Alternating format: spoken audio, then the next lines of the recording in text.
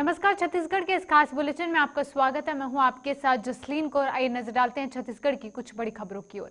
छत्तीसगढ़ के मंदिर हसोद में अयोध्या के राम मंदिर निर्माण को लेकर लिए जा रहे चंदे को लेकर विवाद सामने आया है। मंदिर हसोद थाने में कुछ महिलाओं ने शिकायत दर्ज कराई है कि स्थानीय भाजपा नेता और उनके समर्थकों के द्वारा राम मंदिर के नाम पर अवैध चंदा उगराही की जा रही थी और बदसलूकी भी की गई। वहीं बहरहाल इस मामले में पुलिस ने अभद्र भाषा के इस्तेमाल किए जाने के संबंध में एफआईआर भी दर्ज कर ली है। वहीं थाना प्रभारी राजेंद्र दीवान ने बताया कि इलाके के ग्राम मुगेश्वर की महिला मोगरा चौहान की शिकायत पर राम मंदिर के नाम पर चंदा लिए जाने के दौरान भाजपा नेता कृष्ण वर्मा और संतोष वर्मा द्वारा महिलाओं से गाली गलौज भी की गई है।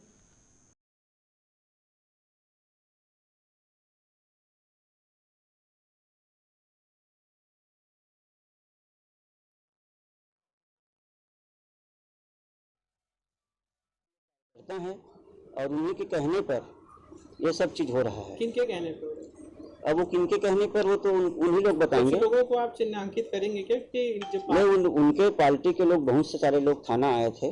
कौन कौन आए थे है ना? और उसके बारे में मेरे जानकारी नहीं है कौन आए थे, क्या है, बताए हैं। अब राजनीतिक संरक्षण के चलते इस छोटे सी बात को बड़े राजनीतिक मुद्दा बनाया जा रहा है।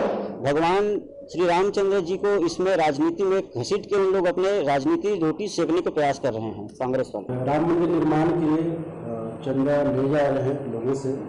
इस समय में कुछ वाद विवाद हुआ आपस में और श्रीमती मोगरा चौहान नाम की महिला है मुंगेसर की, और दो व्यक्तियों के खिलाफ जो है गाली गलौज और धमकी देने का एफआईआर कराई है। 4 गवाह उनके समक्ष में जो गाली गलौज की एफआईआर का जो है विचार में लिया गया है, अग्रिम कार्रवाई की जाएगी।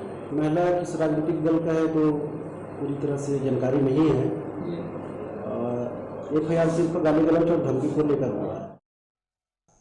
नारायणपुर जिले के कड़ेनार के पास कल हुए नक्सल घटना में शहीद हुए 5 जवानों को पुलिस लाइन के शहीद स्मारक में श्रद्धांजलि दी गई। वहीं शहीद जवानों को नगर के सभी लोगों ने घटना की निंदा करते हुए श्रद्धांजलि दी।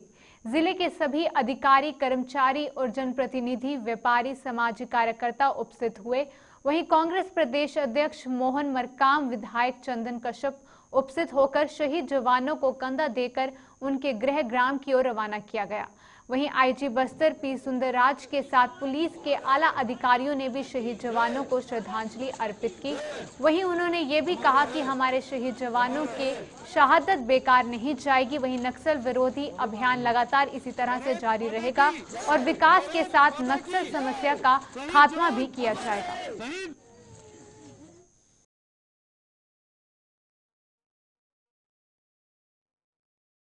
कैंप्स प्रारंभ किए गए थे, उसी के माध्यम से हम इलाका में एक सुरक्षित वातावरण निर्मित करने के लिए कोशिश की जा रही है। इसी कारण से सुरक्षा बल को टारगेट कर रहा है और निर्दोष जो ग्रामीण को पुलिस में गिर के आरोप पर लाकर उनको टारगेट की जा रही और विकास कार्य में जुड़ा हुआ वाहन को और उसके मजदूरों को टारगेट की जा रही थी। लेकिन जनता नक्सलाइट के जो असली चेहरा है, एक विकास विरोधी, एक आदिवासी विरोधी, एक जन विरोधी चेहरा है, उसका देख लिया, जान लिया, समझ लिया। इसलिए नक्सल के किस प्रकार का कोई समर्थन नहीं मिल रहा है।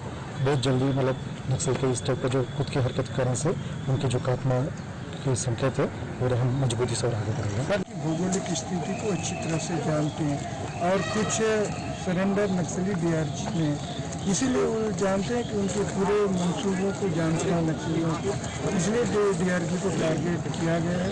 और सरकार के मुखिया माननीय भूपेश बघेल साहब ने भी कल प्रेस वार्ता उन्हें बयान में कहा कि हम उनका डटकर मुकाबला करेंगे और हमारा जो एजेंडा है विकास का, शांति स्थापित करना, उस पर हम कायम रहेंगे और लगातार उसके लिए रणनीति के साथ पुलिस प्रशासन के आला अधिकारी, हमारे मंत्रिमंडल के सदस्य सभी बैठकर उनसे कैसे मुकाबला करें, उसके लिए लगातार केंद्र सरकार से भी सलाह लेकर काम। देश के साथ प्रदेश में कोरोना के बढ़ते संक्रमण के बीच प्रदेश सरकार अभी भी लॉकडाउन के पक्ष में नहीं है। स्वास्थ्य मंत्री टीएस सिंहदेव ने कहा कि अभी लॉकडाउन करने की स्थिति नहीं है।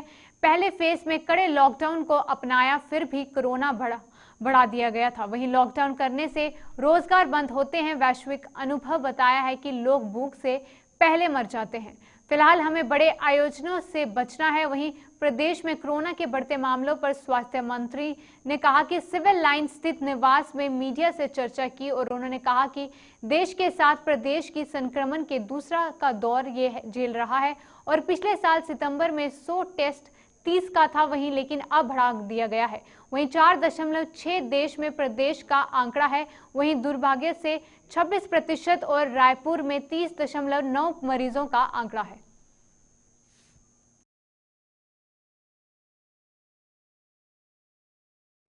रायपुर और दुर्ग विशेष करके तो यहाँ प्रशासन को भी, जिला प्रशासन को भी हम लोगों ने अवगत कराया है और लगातार संपर्क में है और रहेंगे।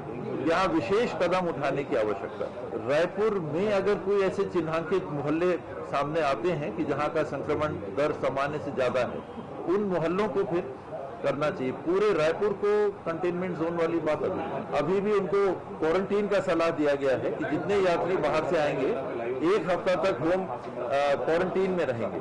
उस दरमियान अगर कोई भी लक्षण आते हैं तो तुरंत टेस्ट कराएं। 1 हफ्ता तक किसी भी व्यक्ति को जो बाहर से आए हैं घर से बाहर नहीं जाता है। नशे के खिलाफ चलाए जा रहे अभियान में पुलिस ने कामयाबी हासिल करते हुए जांजगीर चांपा जिले में भिरा थाना क्षेत्र में देसी शराब की तस्करी होने की शिकायत पर कार्रवाई करते हुए एक अभियुक्त को गिरफ्तार किया है। पकड़े गए अभियुक्त के पास से शराब के 37 क्वार्टर बरामद किए गए हैं। ये भी बता दें कि अभियुक्त आसपास के ग्रामीण क्षेत्रों में शराब को महंगे दामों पर बेचता था। वहीं मुखबिर की सूचना पर पुलिस ने कार्रवाई करते हुए अभियुक्तों को गिरफ्तार किया है। ये बिर्रा थाना क्षेत्र का ये मामला है। अभी लगातार ही पुलिस के द्वारा अवैध शराब, जुआ, सट्टा पर सक्रियता से कार्यवाही की जा रही है और इसी दौरान बिर्रा पुलिस को मुखबिर के द्वारा ये सूचना प्राप्त हुई थी कि एक व्यक्ति अपने पैशन प्रो बाइक में बोरी में भरकर देशी शराब लेकर जा रहा है और उसे तस्करी करने की फिराक में है। इस पर पुलिस के द्वारा घेराबंदी करके उस व्यक्ति को पकड़ा गया और उसके द्वारा अपना नाम राहुल मसीह बताया गया और उसके पास जब चेकिंग की गई बोरी की तो उस पे लगभग 37 पाव कुल 6 लीटर लगभग उसके पास शराब बरामद हुई, जिसके संबंध में उसके द्वारा कोई भी वैध दस्तावेज प्रस्तुत नहीं किया गया। इस पर उसे हिरासत में लेकर उसके खिलाफ 34(2) आबकारी एक्ट के तहत अपराध पंजीबद्ध किया गया और इसमें आरोपी राहुल मसीह को गिरफ्तार किया जा चुका है और उसे न्यायिक रिमांड पर भेजा जा चुका है। सरगुजा जिले में बड़ी वारदात को अंजाम देने वाले चोरों को पुलिस ने गिरफ्तार कर लिया है। वहीं आईपीएस ऑफिसर सुनील शर्मा की सक्रियता की वजह से जिले में एक बड़ी वारदात होने से बच गई। वहीं उनके नेतृत्व में मणिपुर चौकी पुलिस एवं स्पेशल टीम ने सोमवार की देर रात एक बड़ी कार्रवाई को अंजाम दिया है। किराए के मकान से छुपे 5 डकैतों को पुलिस की टीम ने घेराबंदी कर गिरफ्तार कर लिया है। यही नहीं, पुलिस की संयुक्त टीम ने जब आरोपियों के घर रेड मारा तो पुलिस को भी होश उड़ गए। जिस किराए के मकान में आरोपी रह रहे थे उस मकान से पुलिस ने 3 रिवॉल्वर सहित 27 नग जिंदा कारतूस बरामद किए हैं। इससे अंदाजा लगाया जा सकता है कि आरोपी कितनी बड़ी वारदात को अंजाम देने की फिराक में था।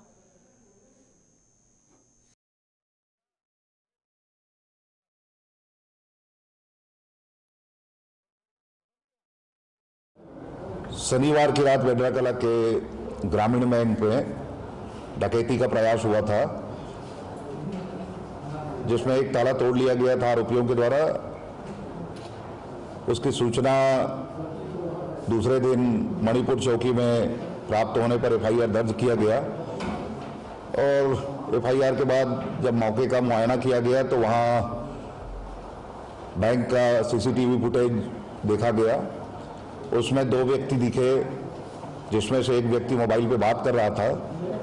वहाँ के और अन्य 15-15 किलोमीटर दूर के घटना के टाइमिंग के हिसाब से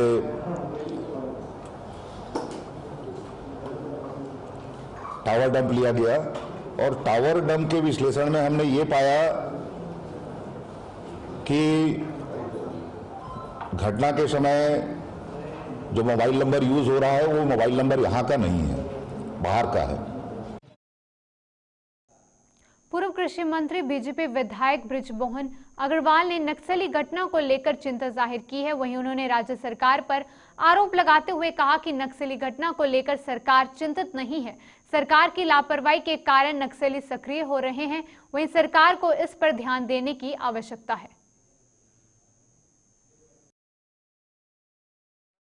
गतिविधियां सरकार की लापरवाही के कारण, सरकार की ढिलाई के कारण, और आप ये देखिए कितनी दुर्भाग्यजनक स्थिति है कि गृह मंत्री कहीं पिक्चर में दिखाई नहीं दे रहे हैं। इतनी बड़ी घटना होने के बाद भी मुख्यमंत्री जी कहीं पिक्चर में दिखाई नहीं दे रहे हैं। उनको चुनाव की चिंता है, उनको छत्तीसगढ़ की कानून व्यवस्था, छत्तीसगढ़ में जो सुरक्षा फोर्स के ऊपर में बम ब्लास्ट हो रहा है, वो मारे जा रहे हैं, वो शहीद हो रहे हैं, उसकी चिंता इस सरकार को नहीं है। सरकार को चिंता है तो असम के चुनाव की चिंता है, छत्तीसगढ़ की चिंता इस सरकार को नहीं है। और सरकार की ढिलाई, सरकार का उनके प्रति नरमी का जो रुख है, वो आज छत्तीसगढ़ को फिर से नक्सलवाद के आगोश में, जो छत्तीसगढ़ लगभग मुक्त हो रहा था, सिर्फ बॉर्डर क्षेत्रों में बचा था, अब नारायणपुर में भी ये घटना होना और नक्सलियों का इतना सक्रिय होना, ये छत्तीसगढ़ के लिए अलार्मिंग है।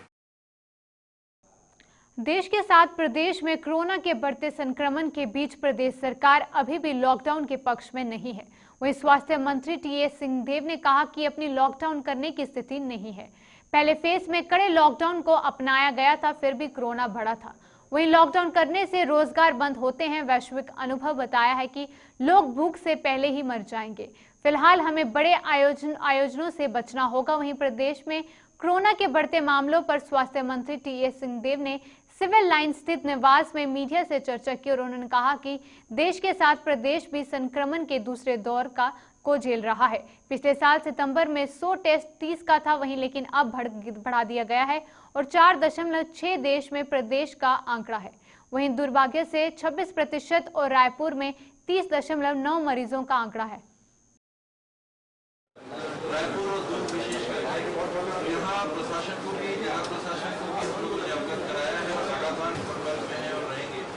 विशेष कदम उठाने की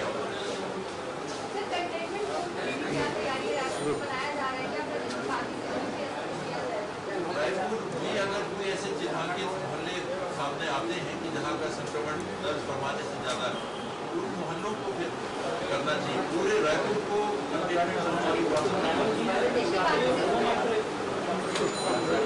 अभी भी उनको क्वारंटीन का सलाह दिया गया है। जितने यात्री बाहर से आएंगे 1 हफ्ता तक क्वारंटीन में रहेंगे। उस दरमियान अगर कोई भी लक्षण आते हैं तो तुरंत 1 हफ्ता तक किसी भी व्यक्ति को जो बाहर से आए हैं घर से बाहर नहीं जाए। लोकसभा में उठाए गए छत्तीसगढ़ के मामले को लेकर अब बीजेपी और कांग्रेस आमने सामने आ चुकी है। वहीं कांग्रेस के अध्यक्षों ने बीजेपी पर पलटवार किया है। पेश है इसी पर पूरी रिपोर्ट। संचार विभाग के अध्यक्ष शैलेश नेतृ त्रिवेदी ने छत्तीसगढ़ के बीजेपी सांसदों पर हमला बोला। उन्होंने आरोप लगाते हुए कहा कि बीजेपी सांसदों को छत्तीसगढ़ के हित और सरकार से जुड़े हुए जिन मुद्दों को लेकर लोकसभा में बात करनी चाहिए, उन मुद्दों को ना उठाकर छत्तीसगढ़ सरकार की आलोचना में लगी हुई है। छत्तीसगढ़ के सांसदों ने अचानक अपनी सक्रियता बढ़ाई है। कांग्रेस के सांसद तो शुरू से छत्तीसगढ़ के हकों, हितों, किसानों से जुड़ी बातों को संसद में उठाते रहे हैं, लेकिन भाजपा के सांसद अब छत्तीसगढ़ सरकार की आलोचना के लिए जो कह रहे हैं, सुन रहे हैं और छत्तीसगढ़ की आलोचना करने के लिए उन लोगों ने जो रास्ता अख्तियार किया है, उसकी पूरे छत्तीसगढ़ में तीखी प्रतिक्रिया हो रही है। छत्तीसगढ़ के किसानों की धान खरीदी पर इनको कुछ कहना था। बेहतर होता यदि इन्होंने झूठ बोले न मिलने पे आवाज उठाई। पूरे मामले पर बीजेपी ने कहा कि हम विपक्ष में बैठे हैं और सरकार की कमजोरियों को आईना दिखाने का विपक्ष का काम है। जहां पर कमी नजर आएगी उस पर सरकार को काम करने की आवश्यकता है। स्वाभाविक है, भारतीय जनता पार्टी के लोग कोई कांग्रेस की पूजा थोड़ी करेंगे। विपक्ष में है तो सरकार की कमजोरियों को सामने ला रहे हैं और जब सरकार की कमजोरियों को सामने ला रहे हैं तो सरकार को उस तरफ ध्यान देना चाहिए और सरकार को उस में काम करना चाहिए। तो राज्य की कांग्रेस सरकार ने बीजेपी सांसदों पर जरूर हमला बोला है, पर इससे सीख लेने की जरूरत है कि शायद बीजेपी के सांसद भूल गए हैं जिन मुद्दों को सदन में उठाना चाहिए था, उन मुद्दों को ना उठाकर खाली वाहवाही लूटने में लगी हुई है। तो कांग्रेस का ये आरोप कोई गलत नहीं होगा। Bureau report. छत्तीसगढ़ के इस खास बुलेटिन में बस इतना ही। दीजिए इजाजत। नमस्कार।